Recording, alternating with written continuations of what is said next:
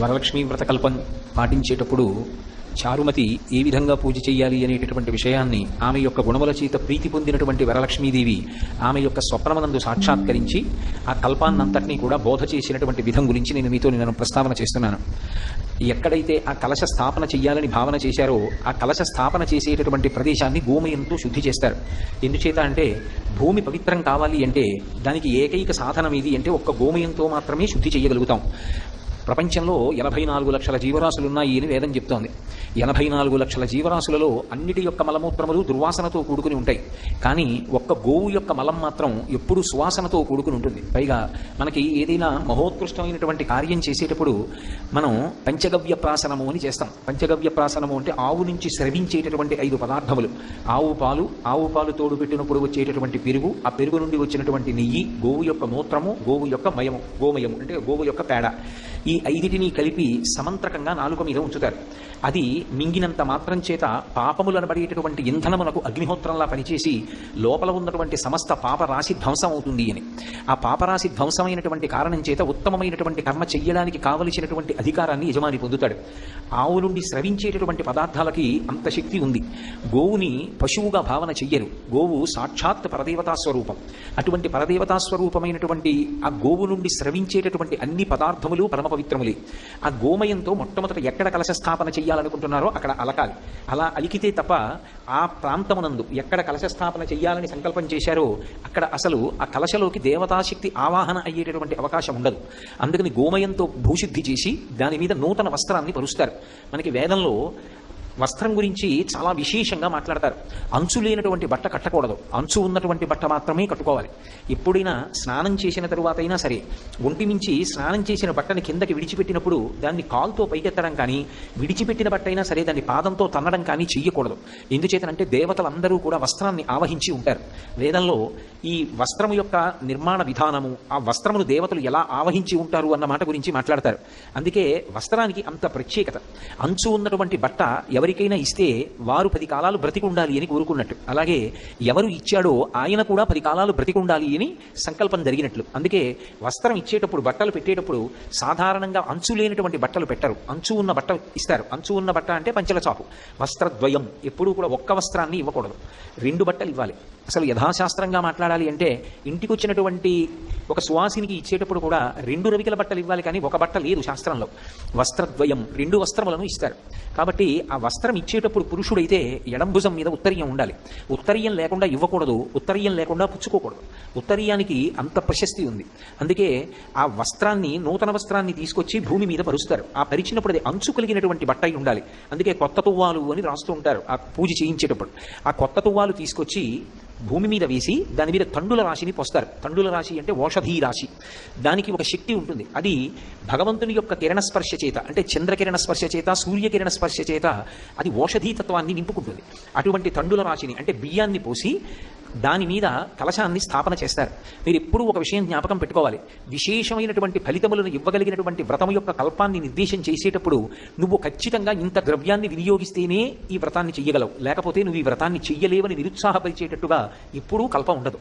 అందుకే అమ్మవారి యొక్క మూర్తిని ఉంచేటప్పుడు శక్తి ఉంటే సువర్ణమూర్తి, బంగారు మూర్తి, లేకపోతే వెండిమూర్తి, లేకపోతే రాగిమూర్తి, అది కూడా కాకపోతే ఏ దోషము రాదు. కలశ ఒక్కటి పెట్టి పూజ చేసుకోవచ్చు. ఆ కలశ పెట్టి పూజ చేసిన తరువాత అమ్మవారిని ఆవాహన చేస్తారు. ఆ కలశలోకి ఆవాహన చేసి అమ్మవారికి వివిధ ఉపచారములను సమర్పణం చేస్తారు.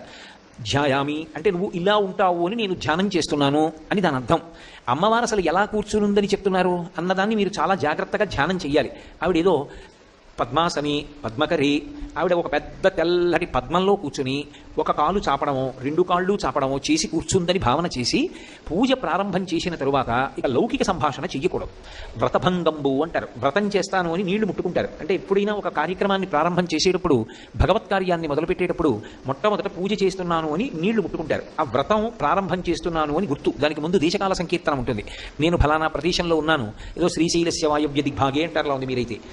శ్రీశైలస్య వాయవ్య దిగ్భాగే, ఏదో సూర్యాపేట పట్టణే స్వగృహే సమస్తదేవతా బ్రాహ్మణ హరిహర సన్నిధౌ అస్మిన్ వర్తమాన వ్యవహారిక చాంద్రమాయనే శ్రీ విజయనామ సంవత్సరే దక్షిణాయనే వర్షఋతు శ్రావణమాసే శుక్లపక్షే అని భృగువాసరే, పౌర్ణమి ముందు వచ్చేటటువంటి శుక్రవారం కాబట్టి ఆ రోజు ఏ తిథి ఉంటే ఆ తిథి చెప్పి, నాకు ఏ శక్తి ఉన్నదో భగవంతుడు నాకు ఏ శక్తినిచ్చాడు, ఆ శక్తి వలన నేను ఏ సంభారములను సమకూర్చుకోగలిగాను, సంభవద్రవ్యై సంభవదుపచారై, ఆయా ద్రవ్యముల చేత ఆయా ఉపచారముల చేత అమ్మా నిన్ను నేను పూజ చేస్తున్నాను అని సంకల్పం చేస్తారు.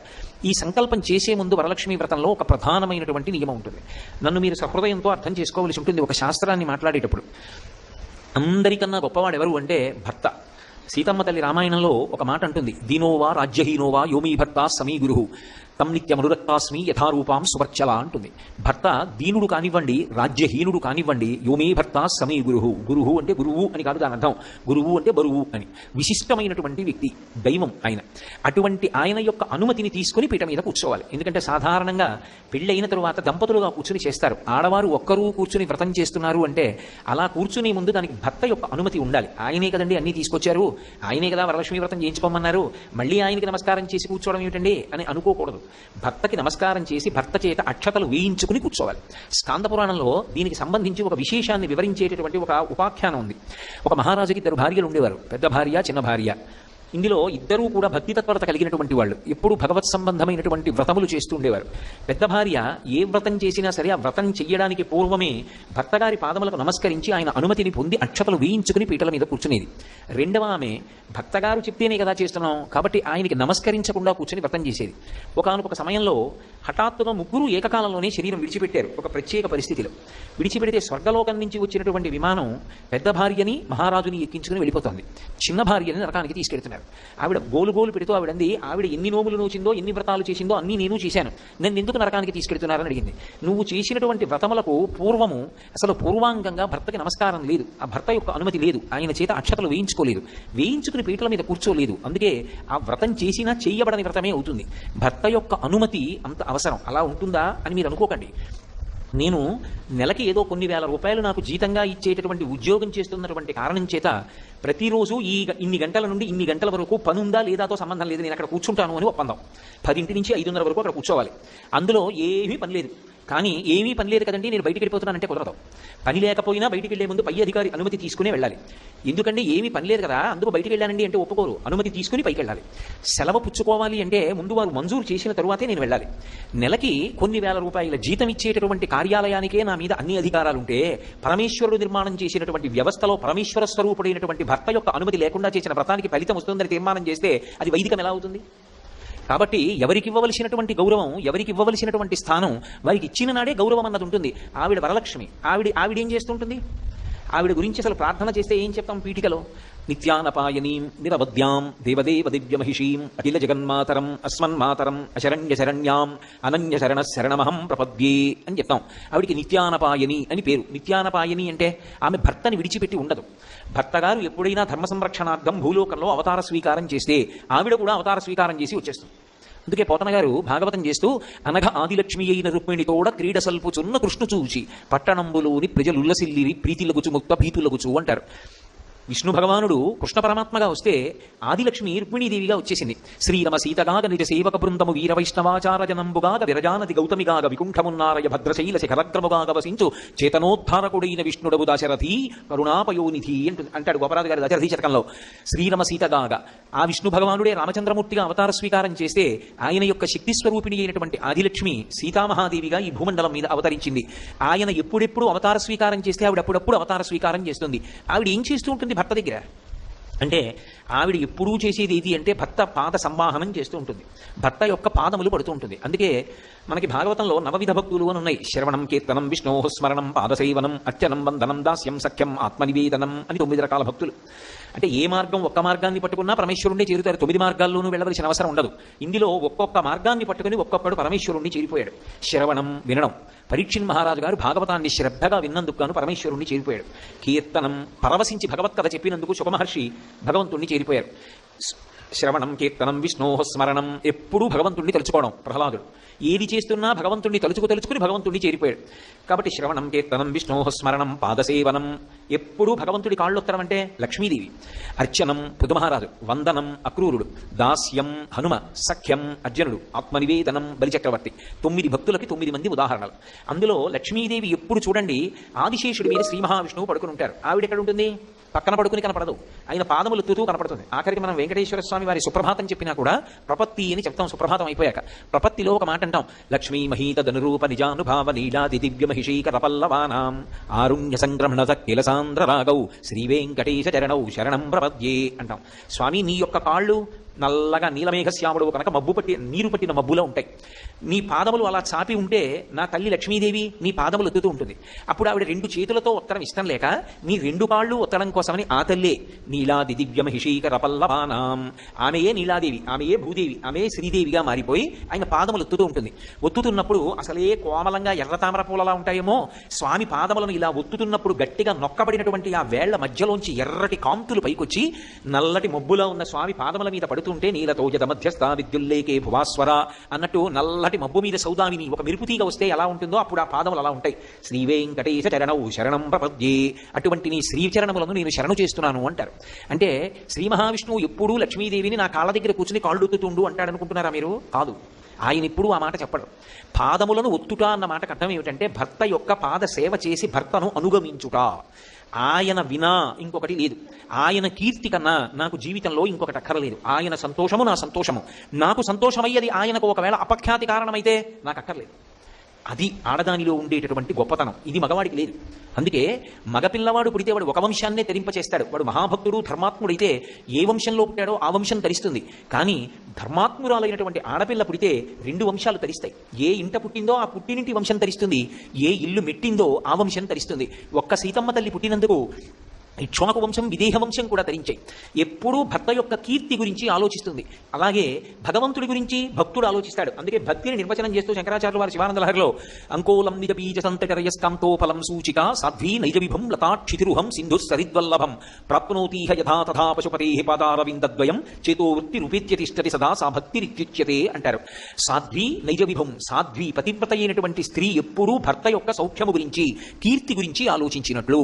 రామాయణంలో సీతమ్మ ఎంతో కష్టంలో ఉంది. స్వామి హనుమ వచ్చి అన్నారు, ఎందుకమ్మా అంత బెంగ పెట్టుకుంటావు, నా భుజాల మీద కూర్చో, నిన్ను తీసుకెళ్లి ప్రశ్రవణ పర్వత శిఖరముల మీద కూర్చున్న రామచంద్రమూర్తి యొక్క పాదారవిందముల యందు సమర్పించి నేను ధన్యుడనవుతానన్నారు. ఆవిడంది, నువ్వే ఇంతున్నావా, ఎందుకని? అయినప్పటికీ శరీరాన్ని అంతటినీ కూడా కుంచింపచేసి పిల్లి పిల్లంత అయిపోయి ఉన్నారు. సూర్యే చాస్తం గతే రాత్రౌ దేహం సంక్షిప్యమారుతి వృషదంశకమత్రసన్ బభువ అద్భుతదర్శన, పిల్లి పిల్లంత ఉన్నారు. నీకో ఇంత భుజమా, దాని మీద నేను కూర్చోనా, నువ్వు నన్ను సముద్రం దాటించి తీసుకెడతావా, కోతి బుద్ధి బయట పెట్టావా అంది. అమ్మా నా రూపింతే అనుకుంటున్నావా, చూడు నేనేమిటో అని ఒక్కసారి పైకి లేచారు. మేరు పర్వతం యొక్క శిఖరాలు ఎలా ఉంటాయో అలా పెరిగిపోయి కాల్చిన పెనం ఎలా ఉంటుందో అటువంటి దవడలతోటి దంష్టలతోటి లేచి నిలబడ్డారు. మీరు మందర శంకాశౌ బహోదీప్తానల ప్రభ అగ్రతవ్యవతస్తేచ సీతాయా మనరోత్తమ. ఆవిడండి, నువ్వు ఎంత బలవంతుడవైనా కావచ్చు, ఎంత పెద్ద రూపమైనా కావచ్చు, నేను మాత్రం నిన్ను ముట్టుకుని నీ భుజం మీద కూర్చోను. ఎందుకో తెలుసా? భర్తుభక్తిం పురస్కృత్య రామధన్యస్య వానర న స్పృశామి శరీరం పుంసో వానర పుంగవ. భర్త యందు కలిగినటువంటి అపారమైనటువంటి భక్తి చేత నా భర్త రామచంద్రమూర్తిని ముట్టుకుంటాను తప్ప నువ్వు ఎంత నాకు కొడుకు లాంటి వాడివైనా పరపురుషుడిని నేను స్పృశించను. కాబట్టి నేను నీ భుజాల మీద కూర్చోను. కానీ నువ్వు వెళ్ళి నా క్షేమవార్త చెప్పి రామచంద్రమూర్తిని తీసుకుని రా. రాముడు యుద్ధంలో ఈ లంకనంతటినీ నాశనం చేస్తాడు. అప్పుడు మళ్ళీ నేను రాముడితో కలిసి లంకాపట్టణానికి వెళ్తానండి. ఎందుకని? ఆమె కానీ వెళ్ళిపోయింది అనుకోండి హనుమతోటి, రామచంద్రమూర్తి లక్ష్మణస్వామి లేనప్పుడు రావణాసురుడు అపహరించి తెచ్చాడు, రావణాసురుడు లేనప్పుడు హనుమ అపహరించి తీసుకెళ్లి రాముడికి ఇచ్చేశారు సీతమ్మని. రాముని యొక్క పరాక్రమం, రాముని యొక్క పౌరుషం ఎలా ప్రకాశిస్తాయి? వాడు దొంగతనంగా ఎత్తుకొచ్చి ఉండవచ్చు, కానీ పౌరుషవంతుడైనటువంటి రామచంద్రమూర్తి యొక్క భుజములు తాండవం చేసి ఆయన యొక్క కోదండ విద్యా పారంగత్వం పైకొచ్చి దాని వలన లంకాపట్టణం అంతా నశించిన తరువాత రాముడితో కలిసి వెడితేనే రాముని యొక్క కీర్తి ప్రతిష్టలు నిలబడతాయి. అంత కష్టంలో ఉన్న రాముని యొక్క కీర్తికి కళంకం వస్తుందని నేను రాను నీతో అంది సీతమ్మ. మరి రావణుడు నిన్ను పట్టుకుని అపహరించి తెచ్చినప్పుడు ముట్టుకున్నాడు కదమ్మా, అప్పుడు నాకు స్పృహ లేదు, వాడు తెస్తే నా దోషం కాదు, ఇప్పుడు స్పృహలో ఉన్నాను, నేను ముట్టుకోను. ఆయన అన్నాడు. ఈ మాట విని స్వామి హనుమ తెల్లపోయి అన్నారు, అమ్మా ఎవరంటారు ఈ మాట లోకంలో, ఎవరనరు, ఇంత కష్టంలో ఉన్న దాని దగ్గరికి వస్తే వెంటనే తీసుకెళ్ళవయ్యా అంటారు. అద్భుతం అమ్మా, నీకు తప్ప అన్యులకు చల్లది ఈ మాట అంటారు. ఎప్పుడూ భర్త యొక్క కీర్తి ప్రతిష్టలకి కళంకం రాకూడదని నిరంతరము ఆలోచించి అడుగు వేసేటటువంటి లక్షణము కలిగినటువంటి స్త్రీని సాధ్వీ పతివ్రత అని పిలుస్తారు. లక్ష్మీదేవి భర్త పాదముల దగ్గర కూర్చుంటుంది అంటే దాని అర్థం ఆయన పాదముల దగ్గర కూర్చోబెట్టి నువ్వు నా కాళ్ళు తుతోండని శాసించాడని కాదు, భర్త దైవము అని భావించి ఆవిడ పాద సంవాహనం చేస్తుంది. ఆవిడ కాళ్ళ దగ్గర కూర్చుంది, ఆయన ఎక్కడ పెట్టుకున్నాడు? ఆయన కాళ్ళ దగ్గర కూర్చోబెట్టుకోలేదు, గుండెల్లో పెట్టుకున్నాడు. అంటే ఏమిటి దాని అర్థం? కన్యాదానం చేసేటప్పుడు లక్ష్మిగా కన్యాదానం చేస్తారు. అల్లుణ్ణి నారాయణుడిగా చూస్తారు. అమ్మా నువ్వు ఆయనని అనుగమించు, నువ్వు ఏ స్థానాన్ని పొందాలో తెలుసా, ఆయన గుండెల్లోకి చేరిపోవాలి. ఆయన ఎక్కడిచ్చాడు స్థానం? లక్ష్మీం క్షీరసముద్రరాజతనయాం శ్రీరంగధామేశ్వరీం దాసీభూత సమస్త దేవవనితాం లోకైక దీపాంకురాం అని పిలుస్తాం. ఆ తల్లికిచ్చిన స్థానం వక్షస్థలం. అందుకే కదా ఇప్పటికీ పద్మావతీదేవి మీద స్తోత్రం చేస్తే ఈశానాం జగతోస్య వెంకటపతే విష్ణోహ పరాం ప్రేయసీం తద్వక్షస్థల నిత్యవాసరచికాం తక్షాంతి సంవర్ధినీం పద్మాలంకృత పాణిపల్లవ యుగాం పద్మాసనస్తాం శ్రియం వాత్సల్యాదిగుణోజ్వలాం భగవతీం వందే జగన్మాతరం అంటాం. ఆమె విష్ణువు యొక్క వక్షస్థలమునందు ఉంటుంది. అంటే ఆయన గుండెల్లో స్థానం ఇచ్చాడు. ఆమె ఆయన పాదములను పట్టుకుంది. అంటే ఆయనని అనుగమించిన కారణం చేత ఆమె ఆయన గుండెలలోకి చేరింది. ఒక్కొక్క వస్తువు వేరొక వస్తువులో కలవవలసినటువంటి విధానం ఉంటుంది. అంతేకాని నా అంత దాన్ని నేను ఆయనంతటి వాడు ఆయన అండి అంటే ఆ దాంపత్యానికి అర్థం ఎక్కడ ఉంటుంది నాకు చెప్పండి? దంపతులు అంటే ఇద్దరు కాదు. అందుకే అసలు ఇద్దరి మధ్యలోంచి కూడా వెళ్ళరు. వాళ్ళు ఒకరే. శారీరకంగా పైకి ఇద్దరుగా కనపడుతున్న దంపతులు తత్వతః ఒక్కరుగానే పరిగణింపబడతారు. అసలు వాళ్ళిద్దరి యొక్క ఆధ్యాత్మిక అభివృద్ధి కూడా ఒకళ్ళ మీద ఒకళ్ళది అలా ఆధారపడి ఉంటుంది. భార్య కానీ వెళ్ళిపోయిందా శరీరం విడిచిపెట్టి, అంతే ఇక భర్తకి పుణ్యం చేసుకునే ద్వారాలన్నీ మూసుకుపోతాయి. ఎందుచేత అంటే భార్య కానీ వెళ్ళిపోతే తన కడుపున పుట్టినటువంటి ఆడపిల్లని కన్యాదానం చేయడానికి పీటల మీద కూర్చునే అధికారం కూడా ఇక పురుషుడికి ఉండదు. యజ్ఞయాగాది క్రతువులు చేసుకోకూడదు. ఎడం భుజం నుంచి ఉత్తరీయం ఉండడానికి వీల్లేదు. కుడి భుజం మీదే ఉత్తరీయం వేసుకోవాలి. అంటే నేను భార్యాహీనుడను అని చెప్పినట్టు. భార్యాహీనుడు కనుక ఆయనని మంగళప్రదంగా భావన చేసి పీటల మీద కూర్చోపెట్టారు. భార్య లేనటువంటి పురుషుడికి ఉత్తమమైనటువంటి కర్మలు చేసేటటువంటి అధికారం ఉండదు. పరమ పవిత్రమైనటువంటి సభలో వరలక్ష్మీదేవి యొక్క అనుగ్రహం చేత అందరూ పసుపు కుంకాలతో పిల్లపాపలతో సుఖంగా ఉండాలని కోరుకుని చెప్తున్నటువంటి సభలో రెండవ మాట నేను అసలు మాట్లాడను. కాబట్టి భార్యాభర్తలు అంటే వాళ్ళిద్దరూ కలిసి జీవితంలో తరించడానికి కూడా ఒకళ్ళ మీద ఒకళ్ళు అంత ఆధారపడతారు. అందుకే సనాతన ధర్మంలో భార్యకి కామపత్ని అన్న పేరు లేదు. ఆమె ధర్మపత్ని. ధర్మానుష్ఠానమునందు ఉపకరణంగా భర్తకి పక్కన బాసటగా నిలబడుతుంది. అందుకే ధర్మపత్ని అనేటటువంటి గౌరవస్థానం ఇచ్చారు తప్ప ఏదో ఈసడింపుతోనూ సామాన్యంగానూ భోగపరాయణత్వంతోనూ కూడుకున్నటువంటి పేర్లతో అసలు భార్యని పిలవలేదు శాస్త్రంలో. అంత సమున్నతమైనటువంటి స్థానం ఇచ్చారు. కాబట్టి భర్త యొక్క పాదములను పట్టి భర్త యొక్క అడుగుజాడలలో నడిచి భర్తని అనువర్తించినటువంటి స్త్రీ ఏ స్థానాన్ని పొందుతుంది అంటే భర్త గుండెల్లోకి చేరిపోతుంది. అందుకే అమ్మవారికి ఒక పేరు లలితా సహస్రనామ స్తోత్రంలో స్వాధీనవల్లభ అని. స్వాధీనవల్లభ అన్న నామానికి బాహ్యార్థం ఒకటే చూశారనుకోండి చాలా పిలుసుగా ఉంటుంది. స్వాధీనవల్లభ అంటే భర్తని తన చెప్పు చేతలలో పెట్టుకున్నది. ఆమెకు ఆయన స్వాధీనమై ఉన్నాడు. అంటే ఆయన ఏం చెయ్యాలన్నా ఆవిడ వంక చూస్తాడు. ఆవిడ ఇలా అంటే చేస్తాడు, అంటే ఊరుకుంటాడు. అంటే అంత గుప్పెట్లో పెట్టుకున్నది అని. అంత గుప్పెట్లో పెట్టుకున్నది పతివ్రత ఎలా అవుతుంది? స్వాధీనవల్లభ అంటే ఆమె భయపెట్టో మీరు కానీ నాకు చెప్పకుండా ఏదైనా పని చేస్తే నేను మిమ్మల్ని ఇంత వేధించేస్తానో వశం చేసుకున్నది కాదు. అసలు భర్తని ఎంతగా అనుగమించిన కారణం చేత ఏమైపోయిందంటే ఆయనకి ఆమె వద్దన్న మాట అనదు. కానీ ఎప్పుడైనా ఏదైనా ఒక కార్యం చెయ్యాలి అంటే అసలు ఆమెకి చెప్పకుండా చేయడం ఆయన అంత అలవాటైపోయింది. అలవాటైపోయి ఏ పని చేస్తున్నా ఇలా చేస్తున్నాను అంటాడు. ఆమెకి చెప్పకుండా చేసేసినా ఆవిడేమందో. కానీ అయ్యో పిచ్చిదానికి చెప్పలేదే, దానికి చెప్పి చేస్తే ఎంత సంతోషపడిపోతుందో ఎంత ఆనందపడిపోతుందో దానికి చెప్తానంటాడు. అంటే ఆమె ఆయన మనసుని గెలుచుకుంది. దేని చేత? అనువర్తించడం చేత. మహాభారతంలో ద్రౌపదీదేవి సత్యభామకి ఇదే చెప్తుంది. బలవంతంగానో మందు పెట్టో మాకు పెట్టో నేను వశం చేసుకోలేదు పాండవుల్ని, అనువర్తించి నేను వాళ్ళ యొక్క మనసులు గెలుచుకున్నానని చెప్పింది. కాబట్టి మనకి శాస్త్రంలో భర్తకి ఉండేటటువంటి స్థానాన్ని అంత గౌరవించింది. ఏదైనా ఒక పని చేసే ముందు మన బుద్ధికి నచ్చినటువంటి దాన్ని ప్రమాణంగా చేసి చెయ్యకూడదు. శాస్త్రాన్ని ప్రమాణంగా చేసుకుని ఏ కార్యమైనా చెయ్యాలి. తస్మాత్ శాస్త్రం ప్రమాణంతే కార్యాకార్య వ్యవస్థితౌ. ఒక పని చెయ్యాలన్నా ఒక పని ఇలా చెయ్యకూడదన్నా దానికి ఏది ప్రమాణము అంటే శాస్త్రం ఒక్కటే ప్రమాణం. ఈ పని ఇలా చెయ్యవద్దు, శాస్త్రం ప్రమాణం. ఈ పని ఇలా చెయ్యండి, శాస్త్రం ప్రమాణం. శాస్త్రంతో నాకు సంబంధం లేదు, నేను ధరించేవాడు లేడు. కాబట్టి భర్తకి నమస్కరించి పీటల మీద కూర్చుని దేశకాల సంకీర్తనం చేసి పరమభక్తితో అమ్మవారి యొక్క ఉపచారముల యందు దృష్టి పెట్టి చెయ్యాలి. ఉపచారములను చేసేటప్పుడు ఏదో నేను పూజ చేస్తున్నాను అని చెయ్యడం కాదు. ఆ చేసేటప్పుడు మనసులో భావన ఉండాలి. మీరు ఎప్పుడు ఒకటి గుర్తుపెట్టుకోండి, ఒక పూజ చేస్తున్నప్పుడు ఒక ఉపచారం చెప్తాం, ఆ ఉపచారం పూర్తయింది అని ఎప్పుడు శాస్త్రంలో తీసుకుంటారంటే 3 ఏకీకృతమైతేనే ఆ ఉపచారములు పూర్తయ్యాయి అని చెప్తారు. ఏ 3 ఒకటి అవ్వాలి అంటే నోటితో చెప్తున్నటువంటిది ఏదో దాన్ని చెయ్యాలి. అంటే కర్మేంద్రియం చెయ్యాలి. నోటితో చెప్పినది చెయ్యి చేస్తుండాలి, నోటితో చెప్పి చెయ్యి చేస్తున్న దాన్ని మనసు చూస్తుండాలి. ఈ 3 ఏకీకృతం అయ్యాయనుకోండి అప్పుడు వ్రతం చేస్తున్నాడు అని చెప్తారు. నేను మీకు ఒక ఉదాహరణ చెప్తే మీరు బాగా పట్టుకుంటారు. అమ్మవారికి స్నానం సమర్పయామి అంటాం. స్నానం సమర్పయామి అనేటటువంటి ఉపచారం యథార్థానికి ఎక్కడా కూడా సంపూర్ణంగా చేయడం అనేటటువంటిది ఉండదు. మనం ఏదో ఆ కలశలో వేసినటువంటి పువ్వుతోటో ఆకుతోటో కొద్దిగా నీళ్లు తీసి చల్లుతాం అంతే. నేను స్నానం చేశాను అనుకోండి, నేను మీ ఇంటికి వచ్చాను అనుకోండి, అమ్మ సంధ్యావందనం చేసుకోవాలి స్నానం చేస్తానమ్మా అని అనుకోండి, అయ్యా వెళ్ళండి స్నానం గదిలోకి స్నానం చేయండి చేయండి అని ఓ గ్లాస్తో నీళ్ళు అక్కడ పెట్టి అందులో పువ్వు పెట్టారు అనుకోండి. అదేమమ్మా గ్లాసులో నీళ్లు పెట్టి పువ్వు పెట్టారు, స్నానం చేయాలన్నాను కదా అంటే, మీరు పొద్దున్న పూజ చేసేటప్పుడు ఆపోహిష్టామయో భవస్థాన జీరదాతన అంటూ చల్లలేదా? మీరు అలాగే చల్లుకోండి, స్నానానికి చాలాదా, ఈశ్వరుడు సరిపోయింది, మీకు ఎందుకు సరిపోదు, ఆయనకన్నా పెద్దవారా, చల్లుకోండి అన్నారు అనుకోండి, అది కుతర్కం అవుతుంది, వితండవాదన అవుతుంది, అది పొసగదు. ఎందుచేత అంటే ఉపచారము మనసు చేత భావింపబడాలి. స్నానము నేను చేస్తే బాహ్య శౌచము కొరకు, అది మనసు చేత భావిస్తే బాహ్య శౌచం రాదు. అమ్మవారి విషయంలో మీరు మనసుతో భావన చెయ్యాలి. ఎలా భావన చెయ్యాలి? శంకరాచార్యులు వారు కనకధారా స్తోత్రం చేస్తూ నేర్పుతారు మనకి. దిగ్గస్తి కనక కుంభ ముఖావ సృష్ట స్వర్వాహిని విమలచారు జలప్లుతాంగీం ప్రాతర్నమామి జగతాం జననీమశేష లోకాధినాథ గృహిణీం అమృతాబ్ధిపుత్రీం అంటారు. ఆ దిగ్గజములు ఆకాశగంగా జలాలను తమ యొక్క బంగారు కలశలతో పట్టి తీసుకొచ్చి లక్ష్మీదేవికి రెండు వైపులా నిలబడి ఆ బంగారు కలశలని పైకెత్తి మందాకినీ జలాలు పోస్తే ఆమె కట్టుకున్నటువంటి తెల్లటి బట్ట తడిసిపోతుంది. ఆ తడిసిపోయినటువంటి తెల్లటి బట్టతో కూర్చున్నటువంటి ఆ అమ్మవారి యొక్క పాదముల జంట ఒక్కసారి మనసు నిండా భావన చేసి ఆ తల్లి పాదములకు, ఆ తడిగా ఉన్నటువంటి అమ్మవారి పాదములకు ఉంచి తల తగిలేటట్టుగా నమస్కరిస్తే, ఆ తడి నా నుదుటికి తగిలింది అని భావన చేస్తే ఆ తడి ఇలా తుడుచుకోవాలనేటటువంటి అనుభూతి కలుగుతుంది. మీకు బాగా అర్థం అవడానికి నేను ఒక ఉపమానం చెప్తాను, లేకపోతే నేను అసలు ఇటువంటి ఉపమానములు ప్రయోగం చేయను. 7D సినిమాలు ఉంటాయి, నేను ఈ మధ్య ఢిల్లీలో చూసి వచ్చాను.